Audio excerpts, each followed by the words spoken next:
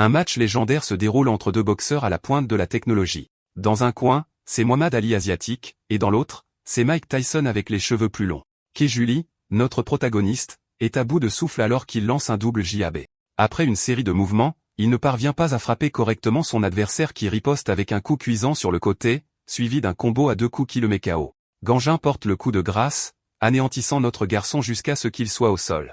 La foule applaudit alors que les yeux de Ki-Ju dérivent pour trouver Soman, sa petite amie qui prie pour qu'il gagne. Canalisant son Rocky Balboa intérieur, Ki-Ju commence à se souvenir d'où tout a commencé. Il a rencontré Soman pour la première fois au lycée quand elle lui a rendu son téléphone, et est tombé amoureux instantanément. La scène lui a rappelé son expérience dans son ancienne école. Le petit frère était traité comme un déchet alors qu'un chef de gang l'utilisait comme un garçon de course minable. Ils ont fait souffrir Ki-Ju, l'accusant même de regarder les jambes d'une fille. Énervé, le chef a déversé sa colère sur lui, jouant sans raison avec son corps. Les coups ont continué jusqu'à ce qu'un jour, Ki-Ju fasse une découverte qui a changé sa vie. Tous ces gens avaient des copines, alors que lui, en tant que loser, n'avait pas de bombe à ses côtés. Les seules personnes qui n'étaient pas des losers dans ce monde avaient des copines. Alors, canalisant le pouvoir de la stupidité du cerveau lisse à ses côtés, cet homme a décidé de déménager dans une nouvelle école. Son seul objectif? Trouver une petite amie. Quand Soman lui a tendu le téléphone, il a pensé qu'il allait enfin réaliser son rêve. Impulsivement, Bro trébuche dans ses sentiments et hurle une confession à Soman pour qu'elle sorte avec lui. Malheureusement, elle ne pouvait pas l'entendre. Et quand elle a voulu qu'il répète ces mots, il n'a pas pu. Alors il a nerveusement commencé à la suivre comme un cri. Conseil de pro, ne faites jamais ça, et ne me demandez pas comment je le sais. Bro la suit jusqu'à chez elle. À un moment donné, Soman lui crie dessus parce qu'il est un cri. Comme un simp nerveux, il avoue à nouveau ses sentiments, pour atterrir dans un territoire négatif quand elle lui donne un coup de poing au visage. D'une manière ou d'une autre, ce type le bloque par réflexe, pour se faire plutôt frapper au ventre. Son corps tremble et son esprit cherche une réponse. Elle lui donne une pichenette sur la tête, le traitant de loser et disant qu'elle déteste les gens comme lui. Ouais. Et il disait que le pire qu'elle puisse dire, c'est non. Soman entre dans le bâtiment, qui semble être une salle de boxe. Il s'avère que son papa est le propriétaire. Elle le rencontre et monte. Pendant ce temps, le père de Soman allume une cigarette et se tourne vers le jeune garçon en vue. Plus tôt, il a vu comment il a bloqué le coup de poing de Soman, indiquant un certain niveau de promesse. Alors il s'approche du gamin qui pense qu'il est sur le point de se faire tabasser pour la deuxième fois par le père de son crush. Attrapant son épaule, le réalisateur Io demande si le gamin a déjà pensé à devenir boxeur. Pour faire court, c'est comme ça qu'il a rejoint la salle de boxe. Salmon est retourné à la salle de sport et l'a trouvé ici. Pendant ce temps, notre garçon est bien trop distrait par ses personnalités bien équilibrées que sa passion pour la boxe monte automatiquement en flèche en conséquence. La regarder s'entraîner comme une patronne badass l'a motivé à perfectionner la boxe comme le plus grand sport de sa vie, et ainsi a commencé son entraînement sur le ring. Se tournant vers son père, Soman demande une analyse des compétences de Ki-Ju, qui pense qu'à ce rythme, c'est le résultat idéal pour un jour qu'il attend avec impatience. Dans la scène suivante, nous sommes amenés à la salle de classe. Circumcised French Free est arrivé avec son gang pour éradiquer la violence scolaire. Soman remet en question leur cause. En l'entendant ricaner, Kyung-ta la confronte et elle fait comme si elle n'avait rien dit du tout. Bro est sur le point de la gifler jusqu'à ce qu'il reconsidère ses choix, un résultat sage. Au lieu de cela, il la rabaisse en la traitant de créature pitoyable car elle doit vivre avec un père handicapé. Ces mots la mettent en colère. Il prend même sa boisson et la renverse sur sa tête. Ou peut-être que c'est l'excuse de l'auteur pour nous montrer tous les bons angles, mais vous ne m'avez pas entendu dire ça. Salmon se lève en se contrôlant lorsque soudain notre garçon prend la parole pour la défendre. Il confronte les bullies, remettant en question l'acte de violence. Mushroom s'approche de Ki-Ju dans le but de l'intimider. Mais ce type ne connaît pas la peur, et bien qu'il ne veuille pas se battre en classe, il ne supporte pas que Soman se fasse humilier. Même elle ne comprend pas pourquoi cet homme lui fait actuellement un clin d'œil, agissant comme une sorte de héros ringard pour sa cause. French Free lance un coup de poing à notre garçon. Ki-Ju se met en position, soulignant la faiblesse des mouvements de son adversaire. Tout d'abord, il arrête un jab d'avertissement juste devant son visage, stupéfiant le punk. Ensuite, il tord son corps et lance un coup de poing approprié pour le faire tomber. Pumpkin Air Blonde ici pensait qu'il était un gros bonnet jusqu'à ce que notre garçon l'humilie en arrêtant un coup de poing juste devant son visage. Ki-Ju effectue méthodiquement un deuxième jab, frappant sa cible, sauf que la visée de notre garçon est pire qu'un joueur en fer dans Valorant. Non seulement Bro a raté, mais il s'est aussi cassé le poing. Submergé par la douleur, Ki-Ju se demande s'il s'est cassé le poing. La bombe n'est pas du tout impressionnée. C'est un riz négatif parce qu'il a fait le cool pour rien. Étonnamment, certains des autres camarades de classe commencent à encourager notre garçon, le traitant comme une machine à tuer pour avoir détruit un casier comme ça. Certains d'entre eux ont même supposé que le crâne de Kyung-ta avait explosé à cause de la force de l'impact. Je suppose que faire semblant jusqu'à ce que ça marche fonctionne vraiment parce que tout le monde dans la classe pense soudain que notre garçon a intentionnellement été cool avec le pink blond. En réalité, le gars est intérieurement furieux d'avoir manqué sa cible.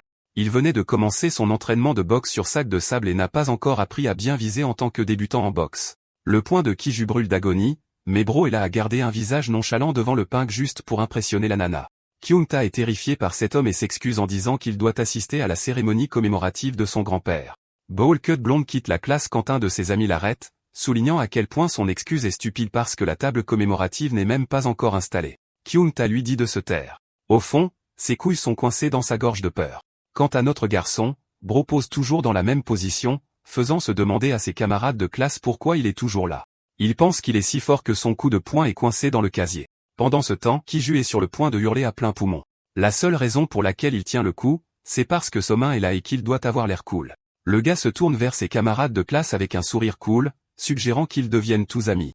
La classe reste silencieuse en réponse. Peu de temps après ce match de boxe à petit budget, les élèves ont commencé à parler de la victoire épique de Kiju sur Kyungta. Tout le monde parle de la force avec laquelle il a frappé le casier, et cela leur fait se demander si ce nouveau gamin était une sorte de caïd dans son ancienne école. Certains l'ont même aperçu en train de sortir du gymnase de boxe, ce qui ajoute encore plus à l'aura de cet homme, car tout le monde pense qu'il est aussi un grand boxeur. Des rumeurs commencent à se répandre sur son expertise athlétique. Toute l'école parle du type « Monsieur Claquette ».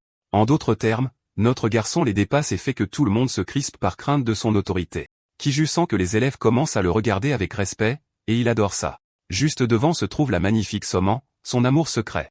Notre garçon sprinte à toute vitesse pour tenter sa chance à nouveau.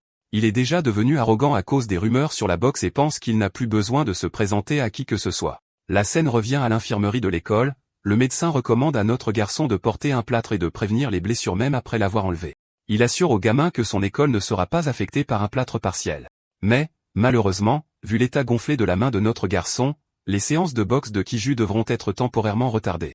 Pendant qu'on le recouvre, il se demande pourquoi il s'est donné la peine de frapper le casier de toute façon. En y repensant maintenant, il réalise que ses émotions ont pris le dessus sur lui. Ses muscles sont devenus raides, ce qui a déséquilibré son équilibre dans le tourbillon d'émotions. Son épaule est également devenue un point faible. La combinaison de ces facteurs a entraîné une terrible visée, bien loin de la cible. Cependant, cela remplit également le cœur de Kiju d'émerveillement. Le boxeur en herbe se demande si c'est ce que ressent un vrai combat. En même temps, il ne pense pas être prêt à se battre correctement pour le moment.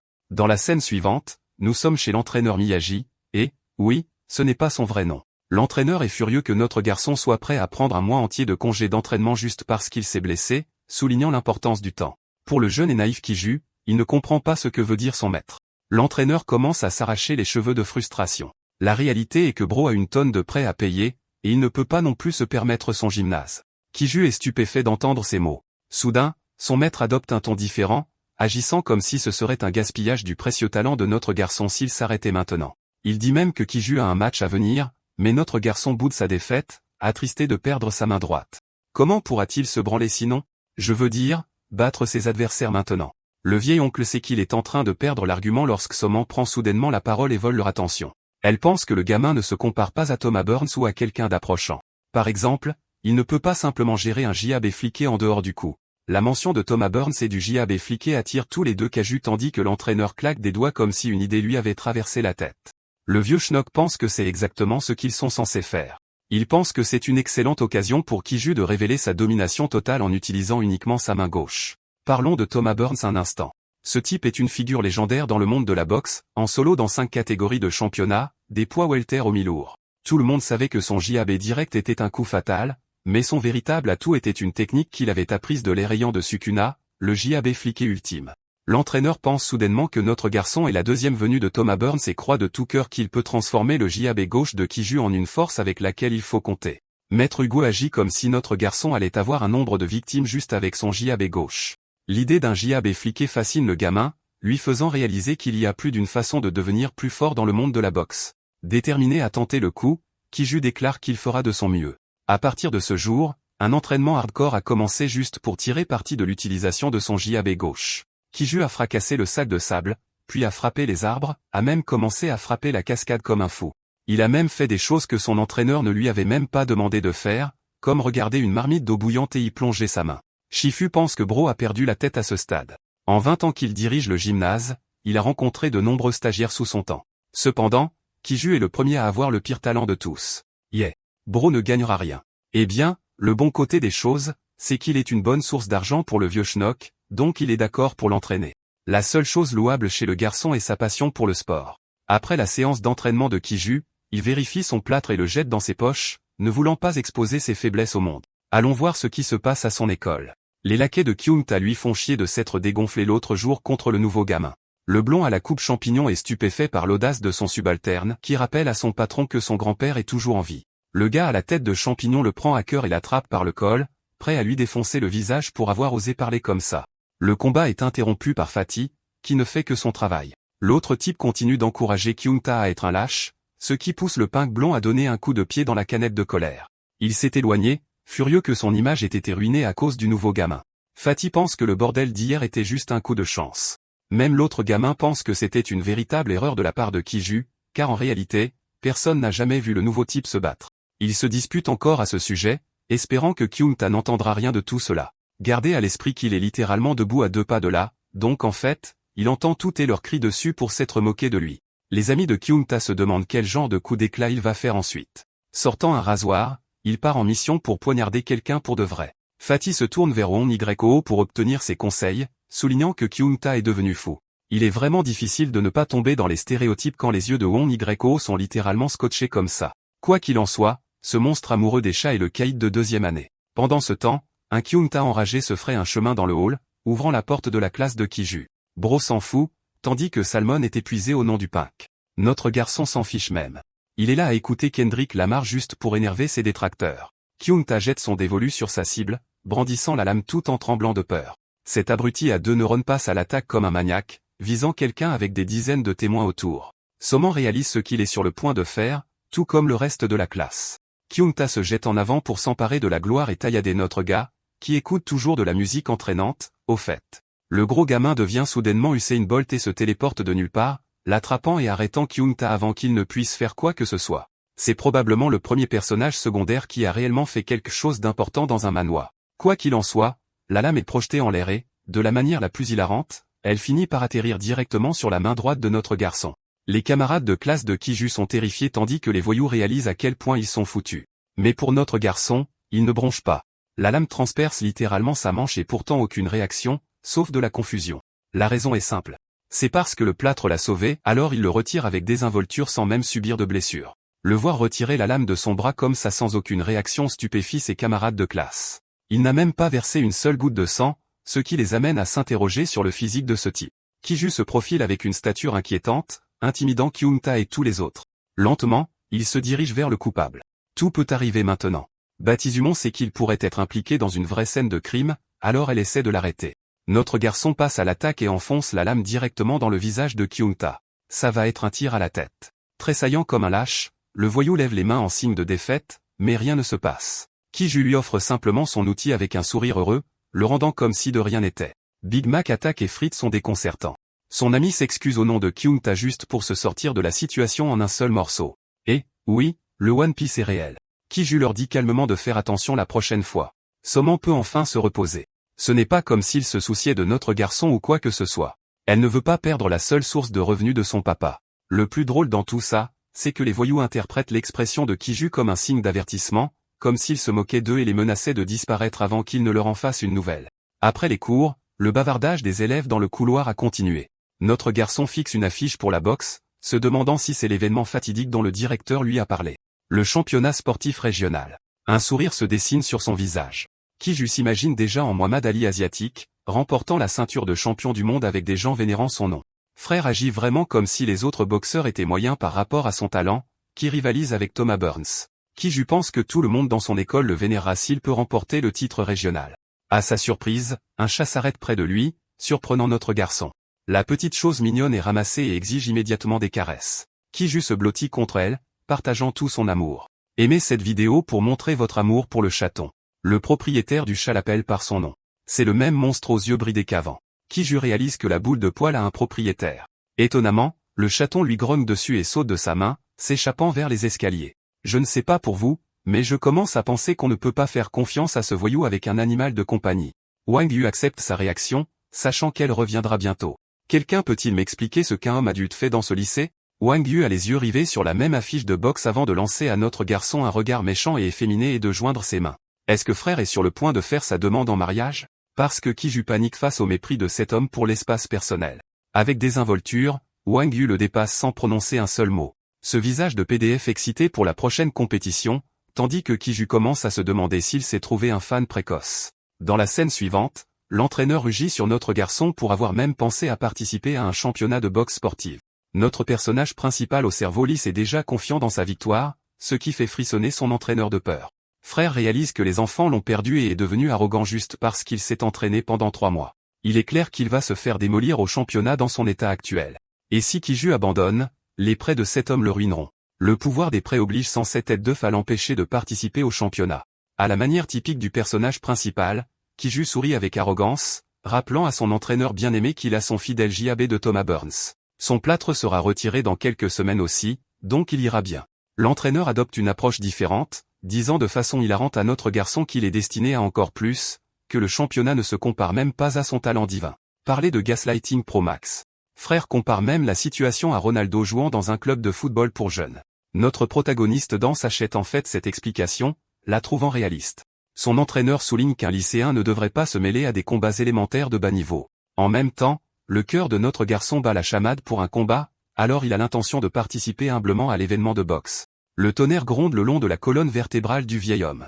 La situation devient hors de contrôle, et s'il n'arrête pas son étudiant ici, Kiju va se faire endormir au premier tour. Malheureusement, il n'y a plus rien qu'il puisse faire pour le convaincre, donc la meilleure chose à faire est de le laisser s'amuser. L'entraîneur met en place un nouveau régime d'entraînement structuré pour le préparer au prochain championnat. Kiju est enthousiaste et est d'accord avec les pensées du directeur. Son premier obstacle à l'entraînement est de 30 000 sauts à la corde. Le reste de la session d'entraînement est sauté alors que nous arrivons directement 4 semaines dans le futur. 2 personnes entrent dans la salle de sport à la recherche du directeur. Notre garçon leur demande de préciser leur but et apprend qu'ils viennent du Keolsun Boxing Club pour chercher le directeur Ao. Kiju révèle avec désinvolture que son maître s'est absenté des affaires pendant un certain temps, ce qui surprend l'autre gars. L'autre directeur est en fait venu ici dans le but de participer au prochain championnat. Son étudiant veut s'entraîner avec un autre membre d'un club de boxe. Mais d'après ce qu'on peut voir, le directeur est introuvable, ni aucun de ses étudiants.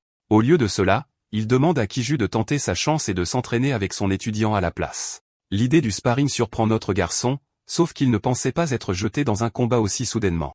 Maintenant qu'il est sur le ring, Kiju pense qu'il va tester ses vraies compétences. Le combat commence, et il fait de son mieux pour contrôler ses émotions au lieu de se lâcher. Devant lui se trouve un amateur, quelqu'un de tout à fait banal. Kiju n'a rien à craindre alors que son adversaire se lance pour le premier mouvement. Le premier coup de poing est étonnamment bloqué grâce à un bon placement de la garde, le laissant ouvert pour l'autre main. Kiju esquive étonnamment son coup de poing avec perfection et s'emballe beaucoup trop en glorifiant ce qu'il vient de faire. Ayant trouvé une ouverture, Bro est sur le point de lancer son premier coup de poing.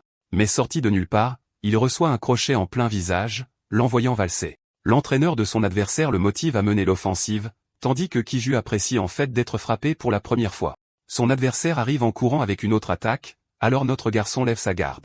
Il se fait marteler par des jabs constants, incapable de voir une ouverture appropriée.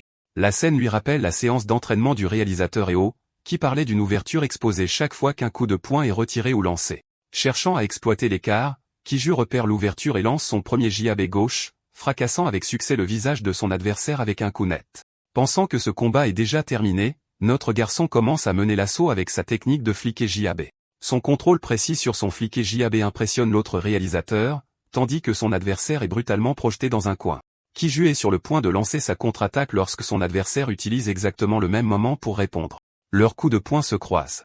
Notre garçon ne subit qu'une égratignure, mais son adversaire est complètement assommé au visage, le faisant chanceler pendant quelques secondes. Une fois de plus, Kiju a réussi un coup net, se délectant de sa gloire d'être la réincarnation de Thomas Burns. Sa confiance lui monte à la tête, et il commence vraiment à penser que ce combat est à lui. La scène nous emmène au Sansem à tête comme un défilé de mode qui était heureux d'avoir payé ses paiements grâce à un seul étudiant. Cela lui rappelle soudainement la salle de boxe Chilsung, alors il commence à la chercher des yeux.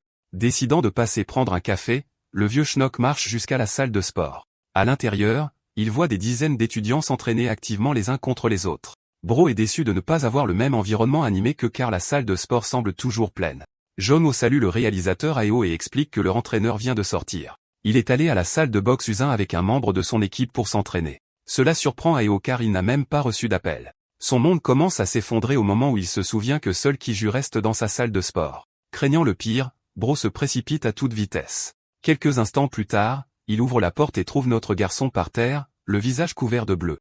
En réalité, c'est Soman qui entre dans le ring pour vérifier son état. Son père monte les escaliers et se dirige vers la porte, scandant le nom de Kiju, pour découvrir que le type est déjà KO. Les larmes coulent de ses yeux alors que Kiju accepte la réalité d'être un crétin sans talent. Il est tellement découragé qu'il ne veut plus boxer. C'est une mauvaise nouvelle pour le vieux parce que son argent est menacé. Tout cela à cause de l'ingérence inutile de Chaol Sung. Se précipitant vers lui, le réalisateur Ao refuse de le laisser partir. Bro est tellement avide de courir après le sac qu'il jette littéralement sa fille hors du ring. Plus tard, Soman est occupé à le soigner pendant que l'entraîneur de Kiju explique le palmarès exceptionnel de son adversaire qui a failli être recruté par de véritables gangsters à l'école. Kiju gémit de douleur pendant que Soman se demande comment quelqu'un a réussi à lui contusionner le visage comme ça, surtout alors qu'il portait déjà un casque. Agacée, elle insiste sur l'importance de garder sa garde levée en permanence. Sa remarque attentionnée donne à ce type une érection sortie de nulle part. Pendant ce temps, l'entraîneur est ici à créer des histoires à la con pour faire croire que notre garçon a perdu contre un gros bonnet. Soman jette soudainement un coup d'œil à ses pieds. Cet homme portait de fausses Nike basiques pour débutants dans un match de boxe. Il n'est pas surprenant qu'il ait réussi à glisser et à se blesser au genou dans le processus. Capitalisant sur cette simple excuse, l'entraîneur attrape son pied, imputant toute la faute à un seul élément, ses chaussures. C'est comme blâmer sa chaise de jeu après avoir perdu un match. Sauf que le jeu de jambes compte beaucoup en boxe. Maître Uguay pense qu'il est stupide pour Kiju de porter des chaussures de course pour un match alors qu'il devrait vraiment porter des chaussures de boxe. Notre garçon est à court de mots, tandis que Badi Sumon souligne l'importance de porter des chaussures appropriées pour chaque sport. Les chaussures de boxe sont essentielles pour le jeu. Le réalisateur Ayo considère cela comme la cause profonde de sa défaite car le bas de son corps lui a donné un net désavantage dès le début. Soman termine sa trousse de secours et recommande qu'il investisse dans de bonnes chaussures de boxe s'il se soucie vraiment de sa passion. En fait, elle se porte même volontaire pour choisir à sa place. Encore une fois, Bro réfléchit avec son autre tête et l'interprète différemment. Kiju rêve de son premier rendez-vous avec sa bombe, comment il choisirait une chaussure chère et passerait ensuite un bon moment ensemble. Sumon est sur le point de partir lorsqu'il l'appelle et lui demande quand il devrait acheter les chaussures. Soudain, l'entraîneur Ayo lui saisit l'épaule, laissant échapper un sourire narquois. Il s'avère que cet homme a déjà une réserve pleine de ses chaussures prêtes à être achetées ici. Bro fait même comme s'il ne tirait aucun profit de tout cela. Kiju veut un vrai rendez-vous avec Soman, alors il rejette l'offre avec un sourire. Cependant, Ayo appelle sa fille pour qu'elle choisisse en son nom, comme il l'avait prévu. Elle jette un coup d'œil et décide d'en choisir une pour 99 000 wons. Le vieil homme fait croire que la même chaussure coûterait 150 000 $ sur le marché. Plus tard dans la journée, notre garçon subit un choc brutal dans le magasin.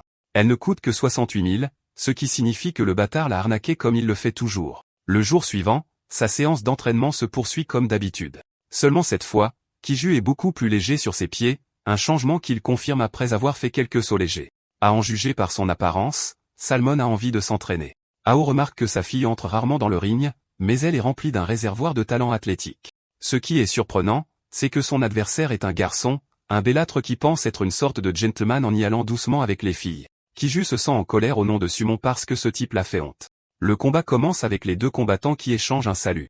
Notre garçon est ravi de voir son coup de cœur se battre pour la première fois. Sumon bloque le premier coup de poing et se fait piétiner par un jab juste après. L'autre type y va plutôt fort en la frappant avec de lourds coups. Reculant, il lui lance un crochet sur les côtés. Ce type se met littéralement à envoyer une pluie de coups de poing, ce qui rend difficile pour elle de suivre. Même Kiju commence à avoir peur pour elle, se demandant si la différence de force physique est vraiment si grande. Le coach Ayo l'exhorte à regarder attentivement car il est sur le point d'apprendre une technique cruciale. Intrigué, il regarde de près quel genre de mouvement insensé elle s'apprête à faire. L'adversaire de Soman porte le coup final pour mettre fin au match. Son père affiche une détermination sans faille envers sa main, comme si elle était sur le point de lancer une expansion de domaine sur son adversaire. Le coup de poing ne se connecte même pas car cette nana utilise la transmission instantanée pour se téléporter hors de portée. Pendant qu'il encaisse le choc, un poing arrive en volant vers lui, le frappant sur le côté et le projetant à plusieurs mètres dans les airs.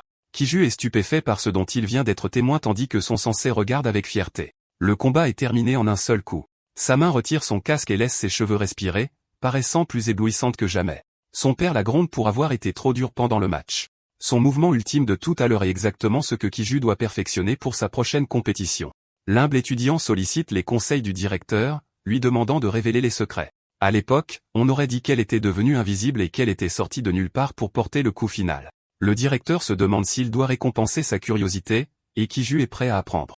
L'idée fondamentale de cette technique est ce qu'on appelle un pas. Tu le fais avec tes pieds juste au moment où ton adversaire charge avec un contre complet en pleine figure. À ce moment précis, tu recules d'une largeur d'articulation, en attendant que l'attaque de ton adversaire se termine. Quand c'est le cas, tu pivotes tes pieds et tu as l'air joli tout en chargeant ton contre. La force totale de l'échange projettera l'adversaire en l'air. Pour être honnête, ce genre de connerie ne pourrait arriver que dans un manoir, mais au moins nos gars ont quelque chose sur quoi compter. Kiju réalise enfin son erreur dans le combat. Ses coups de poing n'ont pas réussi à se connecter parce que son adversaire a commencé à spammer la même technique, esquivant et le contrant avec de lourds coups à répétition. Chaque fois que Kiju lançait un direct, c'était lui qui se faisait frapper à la place. Le concept est de reculer et de lancer un smash au visage. Avant même que le réalisateur Hayao ait pu finir d'expliquer, Kiju se résout à apprendre le coup final et à l'ajouter à son arsenal. Sensei Humpty Dumpty lui dit d'aller de l'avant avec sa période d'entraînement, laissant notre garçon dans l'embarras. Kiju l'appelle, lui demandant de connaître le nom de la technique. Le réalisateur Hayao la surnomme la technique du slip bang. D'après ce qu'on dirait, il n'y a pas de nom officiel pour cela, ce qui embrouille notre garçon. L'entraîneur de Kiju se gratte la tête, confus. Ce n'est pas comme si la technique était censée avoir un nom tape à accent grave-l'œil en premier lieu. Eh bien, Kiju est laissé avec insatisfaction. Il plante ses pieds et les manœuvres pour imiter la technique. Après s'y être habitué pendant un mois, il conclut la séance d'entraînement avec son entraîneur. Le réalisateur Eo est impressionné par la maîtrise du garçon sur la technique, à tel point que sa main tremble après avoir bloqué son coup de poing. Un Keo haletant avec un physique plutôt musclé remercie son entraîneur. Il ne reste que 3 jours avant son tout premier match. Hayao exhorte son élève à maintenir sa condition physique pendant le reste de la période. Notre garçon a l'intention de prendre une douche pendant que ce vieil idiot est occupé à jouer à Candy Crush sur son téléphone. Dans la scène suivante, Kiju profite du jet de douche réconfortant après une lourde séance d'entraînement. Par coïncidence, Soman se dirige vers la salle de douche pour la nettoyer, et son papa distrait est tellement occupé à jouer à des jeux qu'il ne dit rien. Heureusement, notre garçon a déjà terminé. Il est juste en train de prendre des vêtements à porter et de se sécher. La porte s'ouvre, surprenant instantanément Soman et la faisant rougir à la vue. Kiju est là, ressemblant à un dîner de filles avec son physique. Vous pourriez penser qu'elle va enfin craquer, mais Soman lui dit agressivement de se dépêcher et claque la porte. Le contraire se produit. C'est Kiju qui rougit comme une petite fille. Sans surprise, Soman se surprend à penser au gain de nos garçons. Son père est occupé à se casser la tête pour être un mauvais joueur. Il n'a même pas remarqué que sa propre fille se tenait juste devant lui. Soman le regarde d'un air furieux parce que ce type est la raison de sa rencontre maladroite. Frustrée, elle laisse tout le processus de nettoyage à son père paresseux pour qu'il assume sa punition. Plus tard dans la nuit, Kiju marche à côté de son coup de cœur, remarquant qu'il sortent beaucoup ces derniers temps. La situation est maladroite, et elle devient encore plus maladroite quand ils s'interrompent tous les deux. Kiju la laisse parler en premier, permettant à Soman de lui conseiller de prendre soin de son corps. Cela lui convient et il apprécie vraiment le confort des chaussures de boxe qu'elle a suggérées. Soman accepte de façon robotique, et une fois de plus, il marche à nouveau en silence. Par coïncidence, il croise Kyungta et ses laquais qui jouent à l'arcade. Son gang est en train de déconner quand soudain Mushroom aide repère notre garçon et le salue gentiment.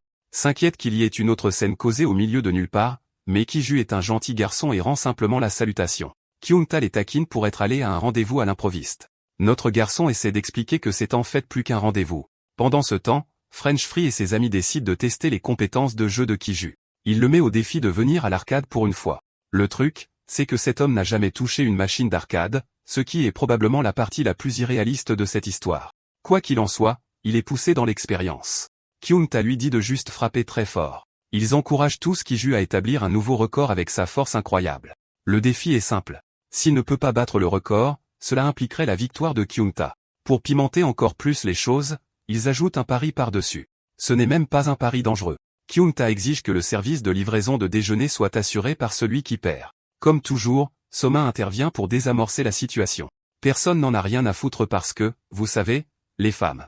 Kiju est curieux pour sa première fois avec la machine, excité par le résultat.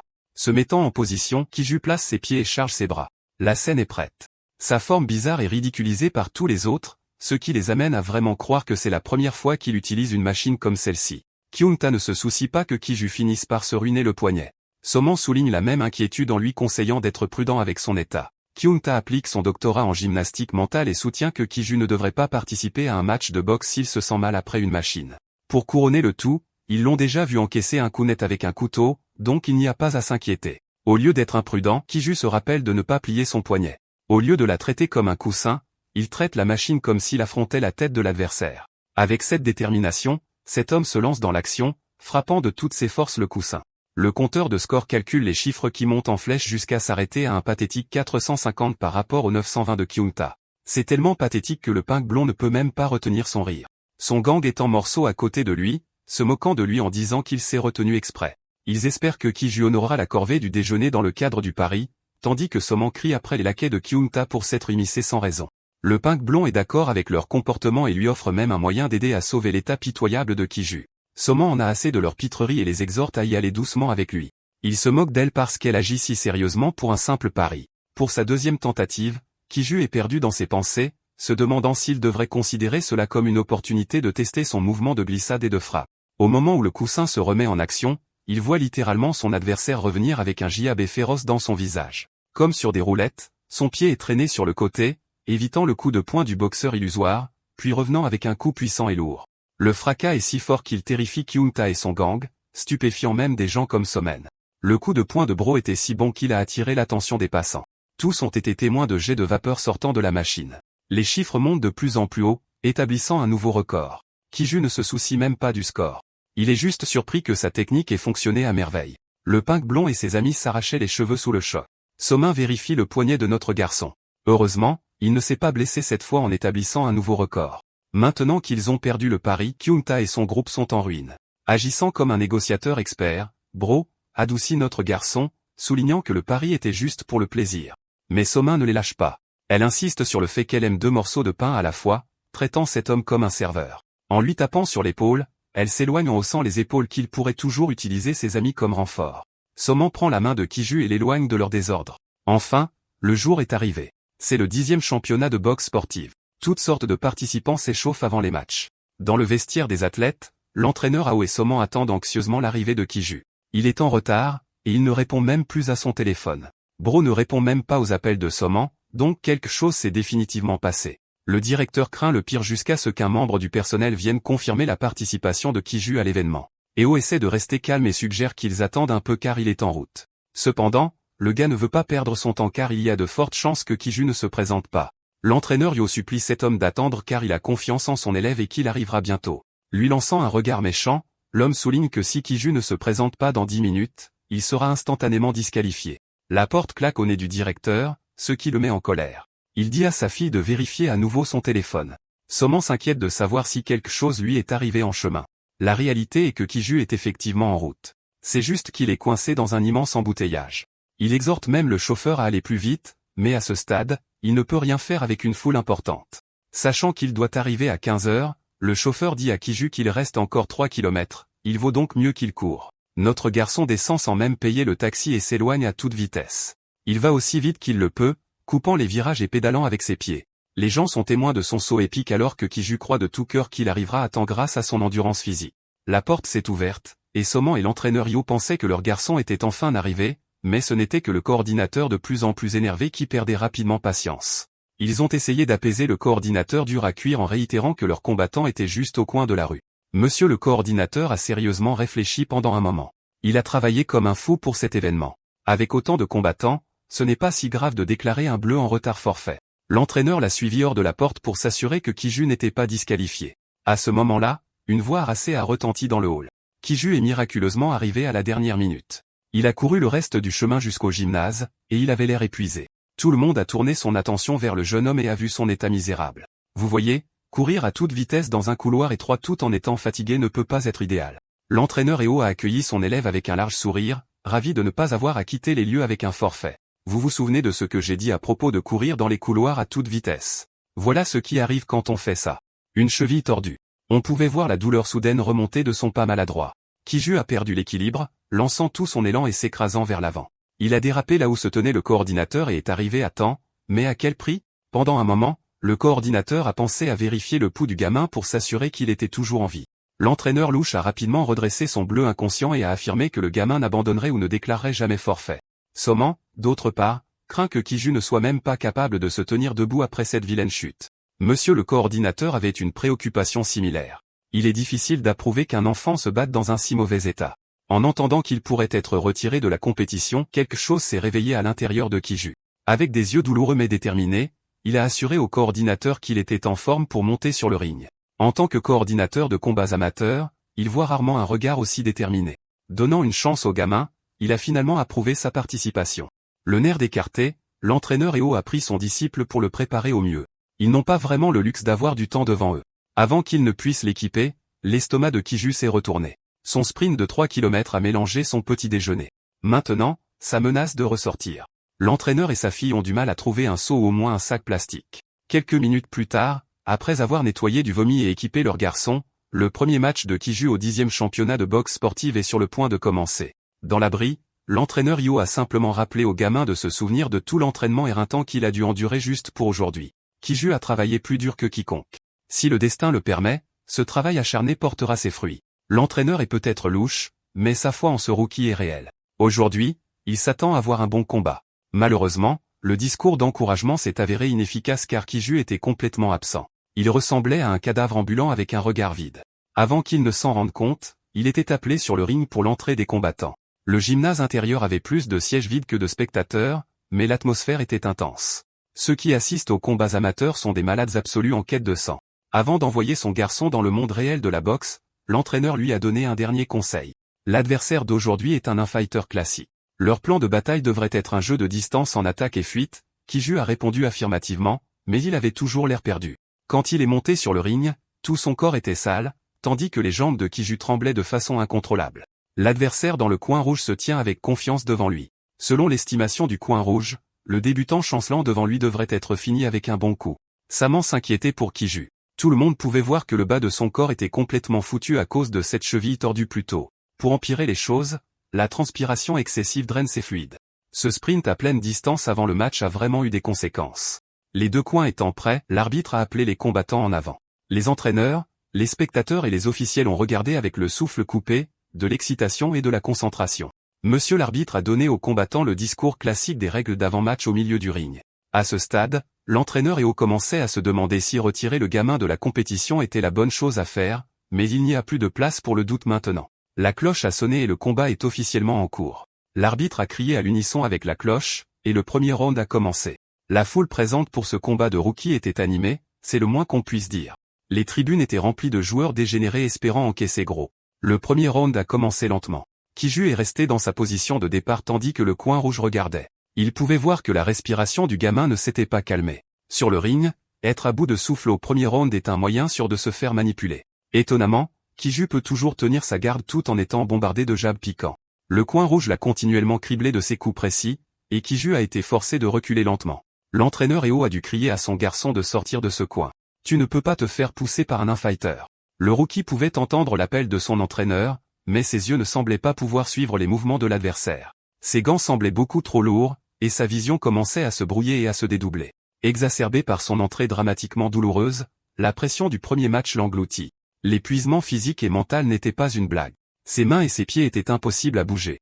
Bien sûr, cela a fait de lui un mannequin juteux pour l'adversaire. Alors qu'une autre salve de jabs de coin s'abat, la main droite de Kiju finit par tomber, laissant un trou béant dans sa défense. Les yeux vigilants du coin rouge ont attrapé la chute et ont immédiatement avancé pour capitaliser sur une telle erreur. Après tous ces jabs ennuyeux, il a finalement fléchi ses gros bras pour lancer un vrai coup de poing.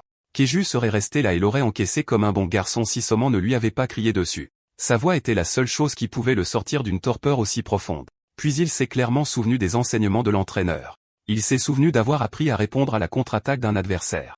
Vous le faites en reculant exactement d'une largeur de poing. Avec le mouvement profondément ancré dans son cerveau, son pied droit a suivi en douceur. Au moment où l'attaque de l'adversaire se termine à quelques centimètres de l'atterrissage, une opportunité de renverser la situation se présentera. C'est le moment idéal pour lancer le slip-band breveté de l'entraîneur Eo. Kiju a tordu son pied arrière avec maîtrise. La force qu'il a générée s'est propagée dans tout son corps, donnant du pouvoir à son poing. La bouche de l'entraîneur Eo est restée ouverte. Les joueurs dégénérés dans la foule ont cessé de jacasser sur leur parler. Saman avait l'air de regarder un maître à l'œuvre. Les premiers instants ont certainement donné cette impression, mais la réalité est souvent décevante. Le fait est que le poing de Kiju a manqué de quelques centimètres, le tir grand ouvert au visage. Le potentiel d'un chaos glorieux a été gaspillé. Kiju était plus confus que quiconque dans le gymnase. Il pensait avoir tout fait correctement, mais il a fini par échouer. La partie qui l'a dérangé était le pivot du pied arrière. Il était exactement une largeur de poing trop court. Le coin rouge s'est rapidement remis du choc d'avoir presque mangé un coup solide. Il s'est écarté du chemin tout en chargeant une réponse. Certes, le coup de poing qui a failli le mettre KO était effrayant, mais c'est de la boxe. Vous vous battez et vous profitez de tous les avantages que vous pouvez obtenir. Avec Kiju coincé en position, son crâne était grand ouvert pour un tir à la tête. L'uppercut à pleine force de l'adversaire l'a littéralement envoyé voler. La foule s'emballe. Rien n'est plus excitant qu'un KO par uppercut. Pour son prochain miracle du jour, Kiju a maîtrisé sa réception et encaissé le vicieux uppercut. À ce stade, l'entraîneur commence vraiment à y croire. Des tribunes, on aurait dit que Kiju venait de se faire secouer par cet amas. Juste au moment où l'entraîneur Ayao commençait à y croire, la croyance s'est effondrée. Le gamin aurait été fini s'il ne s'était pas agrippé aux cordes. Néanmoins, l'uppercut a donné au coin rouge la confiance nécessaire pour accentuer son avance. Kiju n'est pas tombé, mais il ne semble pas pouvoir tenir beaucoup plus longtemps non plus. Il aurait été préférable pour le coin rouge qu'il laisse faire tranquillement. Maintenant, il doit endurer plus de douleur. Alors que le combat fait rage, quelqu'un se pavane avec assurance dans l'abri. C'était ce type bizarre, Wang Yko. En ce moment, au lieu d'un personnel d'entraîneur, il a quelques sous-fifres qui gonflent son ego. Ces hype men étaient les crétins qui n'arrêtaient pas d'antagoniser Kiju. Wang Yko a entendu dire par Kyungta que le gamin avait battu le record de la machine à frapper. Certes, Kyungta est un peu un connard, mais il n'est pas faible physiquement. Lorsque Wang Yko et ses sous-fifres sont entrés dans le gymnase, ils ont été bombardés par les acclamations enthousiastes de la foule alors que deux combattants se battaient sur le ring. Ils étaient en train de dénigrer Kiju il y a quelques secondes à peine, mais le voir se battre comme un professionnel les a fait fermer leur gueule. Kyungta a été le premier à exprimer son incrédulité. Il n'a eu le courage de s'exprimer que lorsque Kiju était complètement dépassé et roué de coups. Franchement, c'est vraiment une raclée. La garde du rookie recevait à peine la pluie de jabs de plus en plus intense. Une fois de plus, l'entraîneur Eo a crié à son garçon d'arrêter de se diriger vers le coin. Il était trop tard. Le coin rouge a l'élan, la position et le gaz. Kiju a essayé de planter ses pieds en avant, mais a glissé sur sa propre sueur qui coulait sur le tapis. La glissade l'a fait basculer en avant, serrant de force son adversaire, perdant son élan. Le coin rouge était visiblement frustré. Le corps à corps était un peu trop long, alors l'arbitre a dû intervenir et le rompre. Au moment où ils ont été séparés, Kiju a pris une profonde inspiration pour reprendre ses esprits. Il avait l'air mal en point à l'extérieur et encore plus mal en point à l'intérieur. Regardant l'arbitre, sa vision est double, et il entend à peine un mot. La seule phrase qu'il pouvait distinguer clairement était le signal pour boxer. Comme avant, il a choisi de se recroqueviller avec une garde solide pendant que l'adversaire accélère le rythme. Eh bien, cette tortue n'a pas duré longtemps. Ses bras sont facilement tombés, et un coup de poing a percé pour un coup net. Un bon combo gauche et droite a ébranlé son monde déjà instable. Le coin rouge a enchaîné un autre uppercut au combo. Le menton de Kiju était bien trop libre pour encaisser. Soman s'est tourné vers son père et lui a demandé de jeter l'éponge. Leur garçon est fini. Au lieu d'abandonner, l'entraîneur Aeo voulait en fait laisser le combat se dérouler. Il s'accroche à l'espoir que le gamin puisse être spécial. Kiju n'a pas encore les compétences, mais il a de la chance. Vous savez, une personne ivre se blesse moins qu'une personne sobre dans un accident de voiture. C'est parce que leur corps ne se tend pas et ne se raidit pas lors d'un impact. En conséquence, ils encaissent beaucoup mieux les accidents. C'est pourquoi vous buvez et conduisez. Je plaisante. Ne faites pas ça en réalité. En ce moment, Kejuli est comme un fou ivre qui s'est mis dans un petit accident. Au comble de l'épuisement, il est devenu une éponge qui peut encaisser des coups illimités. De plus, son mouvement est maintenant guidé uniquement par ses instincts dans un état groggy. L'affronter sur le ring revient à boxer un zombie. La motivation qui le fait traverser la douleur et la pensée de gagner et de se montrer assommant. Impossible de perdre de l'aura autour du tuyau. Là encore, un zombie durable devrait être un travail facile pour un combattant professionnel. N'est-ce pas? Faux. Ce zombie a les instincts et l'entraînement de base d'un pro. À ce stade, son corps se déplace sous la directive d'esquiver et d'onduler. Il pourrait encaisser quelques coups au passage, mais des mouvements d'évasion comme les glissades et les balancements devraient le laisser couler comme de l'eau. S'il suit ses instincts, la chance du débutant pourrait en fait le pousser jusqu'à la ligne. Soman est maintenant d'accord pour mettre tous leurs espoirs sur la chance. Pendant ce temps, Wang Yu et ses sous-fifres ont cessé de dire des bêtises. Ils sont juste collés au bord du combat maintenant. Pour la première fois depuis son dernier échec, Kiju a donné un coup de poing. Malheureusement, il a répété son erreur et est tombé à quelques centimètres près en raison de son pied arrière imprécis. Il n'arrive tout simplement pas à faire fonctionner le slip band. À l'intérieur, il pleure pratiquement de panique. Cette séquence ressemblait à une reprise du premier coup de poing raté. Le coin rouge l'a poussé contre les cordes et a montré ce dont un combattant intérieur est capable. Après un coup aux corps affreux, son corps s'est plié comme une omelette alors que le combo continuait. Grâce à son rétablissement tardif, le poing de l'adversaire a à peine manqué sa tête. Le corps de Keju s'est instinctivement jeté en avant, et tout son poids corporel était suspendu à son pied blessé. Il a senti le claquement lorsque ses jambes ont finalement cédé. Cette chaîne d'événements a eu lieu en moins d'une seconde. Beaucoup de choses ont du mal tourner pour bien faire les choses. Pour la première fois de tout ce combat, les gants de Kiju ont fait contact avec l'adversaire, et c'était un coup bouleversant. Il a peut-être été surpassé et dominé dès le départ, mais il a la chance, Dieu et les animés de son côté. C'était un peu brut de décoffrage, mais il a terminé le combat avec le slip bang mortel de l'entraîneur EO. Wang Yu et ses subalternes étaient abasourdis. Ils ont réalisé qu'ils avaient emmerdé la mauvaise personne. L'énergie de la foule était électrique. Il est rare de voir un combat aussi glorieux à ce niveau. Finalement, l'arbitre est intervenu pour annoncer les résultats. Soman regardait bouche bée l'homme inconscient du coin rouge être déclaré KO. Kiju tenait toujours sa position alors que des acclamations éclataient dans tout le gymnase couvert. L'entraîneur EO n'aurait jamais pensé qu'il pourrait à nouveau gagner. Petit à petit, Kiju a commencé à réaliser ce qui venait de se passer. Le mouvement qu'il perfectionnait a fonctionné. Il a levé les mains et les acclamations ont redoublé. Son premier match lui a offert sa première victoire. Kyunta et son copain paniquaient. Le type qui harcelait sans cesse vient de mettre KO un combattant professionnel lors d'un match régulier. Wang Yu, en revanche, semblait satisfait des résultats. Il craignait que Kiju n'ait pas la chance de se venger sur le ring. Finalement, l'annonce officielle a déclaré l'Ikaju du coin bleu vainqueur avec une victoire par KO au premier round.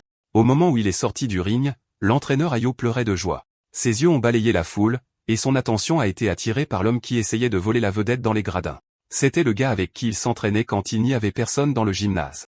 Après lui avoir lancé un regard indescriptiblement sévère, le partenaire d'entraînement s'est retourné et est parti. L'annonceur a ensuite diffusé que le prochain match est celui entre Gang Daoku, le sparring partner, et Choi Wang Yu, le bizarre. Comme ils ont beaucoup de combats à disputer au programme, le prochain match a commencé tout de suite. Le combattant a été appelé, et les présentations initiales ont été rapidement faites. Les subalternes de Wang Yu se sont rapprochés du côté du coin, confiant que leur protégé allait gagner ce combat. Ils l'ont encouragé dans le coin rouge, mettant leur destin entre ses poings. Honnêtement, Choi Wang Yu trouvait tous ces encouragements embarrassants. Lorsque l'adversaire est sorti de l'abri du coin bleu, les voyous se sont tus. Il déteste l'admettre, mais le gars a l'air sacrément fort. À ce moment-là, Wang Yu a cessé d'écouter le baratin de son entraîneur. Ses yeux ont dardé vers son adversaire, se verrouillant comme un requin affamé. Il a regardé Gang Daoku échauffer ses mains avec quelques exercices rapides. Il n'y a aucune trace de nervosité chez ce type. Il avait l'air calme et posé, un vrai tueur. Wang Yu, en revanche, avait l'air prêt à commettre le crime le plus odieux. Les deux combattants ont été autorisés à entrer, et l'arbitre a donné le signal avec la cloche de départ pour le premier round. Étrangement, ils ne se sont pas battus tout de suite. Ils se tenaient juste à une distance respectable et se regardaient. Wang Yu était un peu mécontent de son adversaire. Le gars avec qui il voulait vraiment s'amuser vient de terminer son combat il y a quelques minutes. De retour dans l'abri de l'Ikeju, l'entraîneur avait organisé ses pensées et était arrivé à la conclusion qu'il devrait déclarer forfait pour le prochain match. Soman était confuse. Son père était celui qui insistait pour que Kiju reste sur le ring plus tôt. L'entraîneur Ayao admet que ce qu'ils ont accompli ici aujourd'hui est déjà assez incroyable. Mais dans l'état où il est en ce moment, Kiju n'est pas en état de retourner sur le ring. S'il s'arrête ici, il peut atteindre la gloire sans se blesser davantage. Il peut recevoir un certificat signé par le président de l'association de boxe. Un forfait peut en fait leur assurer une deuxième place automatique. Ce n'est pas si mal du tout.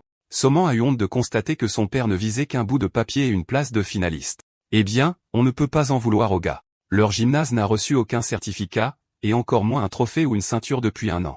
De plus, ils savaient à quel point la chance avait joué un rôle important dans le dernier match. Peut-être vaudrait-il mieux se retirer en étant en tête plutôt que de laisser un traumatisme.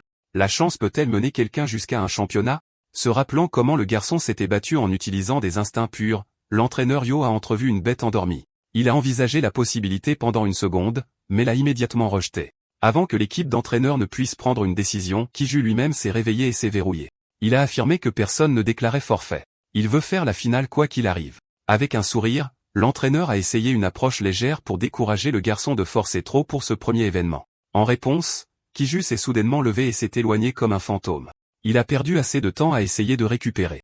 Maintenant, il veut regarder le match actuel sur la scène principale. Le premier round vient de commencer il n'y a pas si longtemps, donc il devrait pouvoir l'attraper. N'est-ce pas? De retour dans le hall principal, la foule électrique était inhabituellement silencieuse alors qu'elle regardait attentivement.